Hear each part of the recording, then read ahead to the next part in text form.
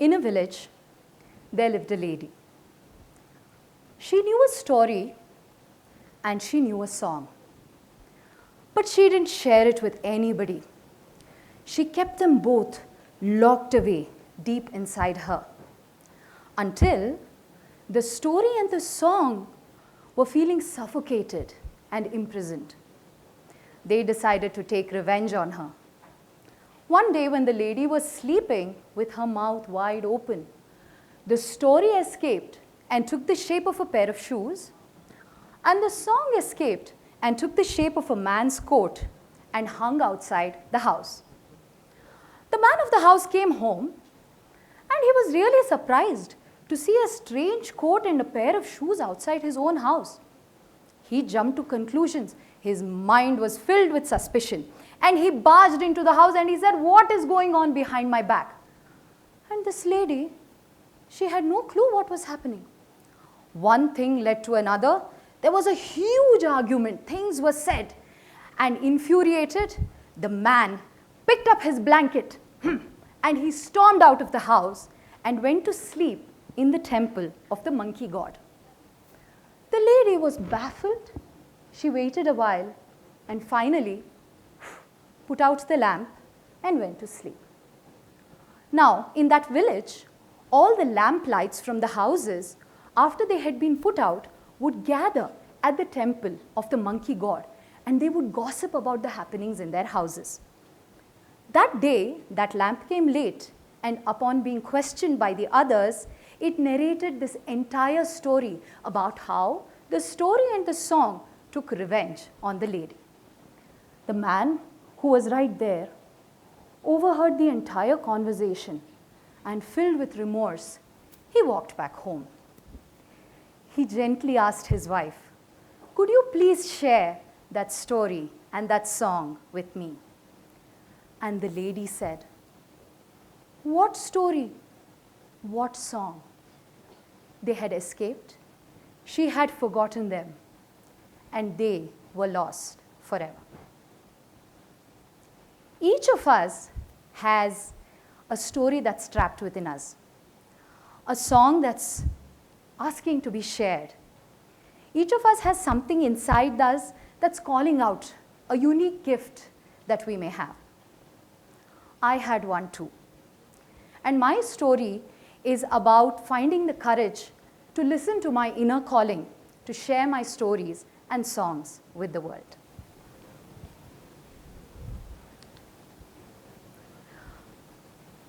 As a child, I loved the performing arts, but at that stage, it was just something that I did because I enjoyed doing it and I was good at it. Gradually, over the years, the time and effort that I started putting into music increased, but at no point did I consider that music could be a mainstream career. After high school, like for many of you here, the logical choice for me seemed to be to do a degree in software engineering. So I would go to college in the mornings, I would go to music class in the evenings, and I would perform over the weekend. At that point in time, I thought that engineering was going to be my career, music was my calling, and the gap between them was huge. After engineering, I wanted to study further. I wanted to explore other avenues of what I could do with my life. So I decided to pursue an MBA. When I went for the MBA interview, rather than being asked questions about economics or finance, I was asked to sing a song. So in some way, my calling helped me land a coveted path to a lucrative career. When I got admission into IIM Bangalore, a lot of thoughts were going through my head. On one hand, I was filled with a sense of achievement that I had been able to cross a difficult hurdle that not many had crossed. I was also excited about the possibility of meeting new, smart, motivated people and thrilled at the prospect of learning something new. At the same time, I was really scared. There was this fear gnawing inside me. Would I have to give up music completely? Would I have to let go of performance and recording opportunities? So fearful was I of having to ignore my calling that when I was leaving to campus, I packed my practice mat, my tanpura, my music books, only to realize when I reached campus that I had forgotten my admission letter. As I embarked on my management education, I began to see a lot of parallels between what I was learning and what I was already doing as a musician. A lot of what entrepreneurs and managers do in the corporate world is about creatively finding possibilities within a set of constraints like time, budget, money, resources, etc. Guess what? This was exactly what I was doing as a classical musician. Let me give you an example. In Indian classical music, a raga or melody is governed by a set of rules, and musicians need to creatively find new possibilities within these constraints. The raga Mohana goes like this.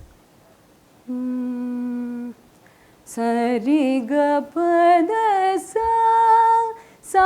da pa ga ri sa. And if I were to improvise in this raga spontaneously, it would go like this. Ga ri ga ri ri ga ga ga ga ri ri ga ri sa da ba da sa ri ga ga da ba ga ri ga pa da sa da ba ga ri ga pa da pa da sa da ba ga ri sa da sa ri ga pa da sa da ga ba da sa za za da da sa da sa da da sa ri ga ri za da ri za da ba da ga pa da sa ri ga ri za da ba da sa ri za da ba ga pa da sa za da ba da ba ga pa ga ri ga pa da ga pa da sa ri ga pa da ri za da sa ga ri za da ba da sa da ba ga pa sa ri ga pa da sa ga pa da sa ri ga ri za da ba ga sa ri ga pa da sa.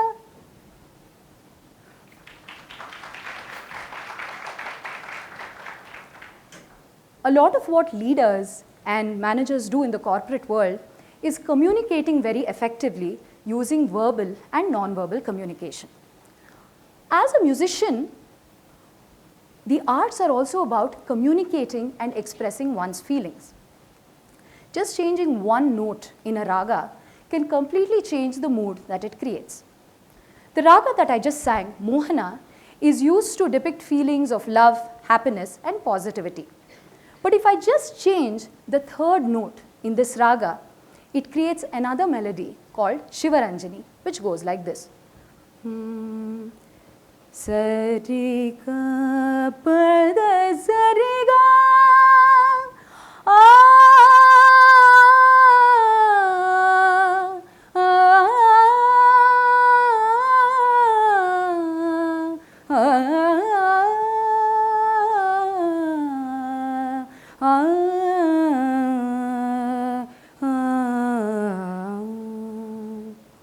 So this raga is used to depict feelings of sadness and pathos. A key to success in both management and music is the ability to collaborate effectively. Startups, organizations, corporates have a lot of teamwork that happens, sometimes even across cultures, countries, and continents.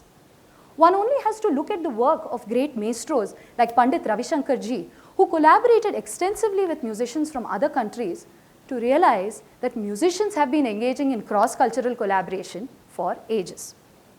So as I continued with my management education, my perspective about this huge gap between career and calling began to change, and I saw them coming closer together. After working in a corporate for a few years, I had the unique and wonderful opportunity of setting up a very unique music institution called the Indian Music Experience Museum, supported by the Brigade Group.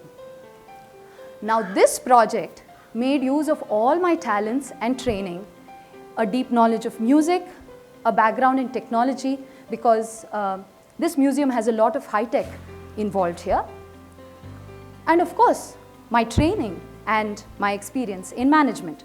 Because I was handling a budget of $7 to $8 million, I was leading a team, I was working with consultants, I had to deal with timelines and deliverables. But most importantly, this project was about having a vision for a space where anybody, young or old, whether you know music or you don't know music, can come in and experience music in a way that is educative, but also entertaining and enriching. Today, the Indian Music Experience Museum is Bangalore's top destination to visit according to TripAdvisor, and it fills me with immense pride when I see thousands of people visiting this museum.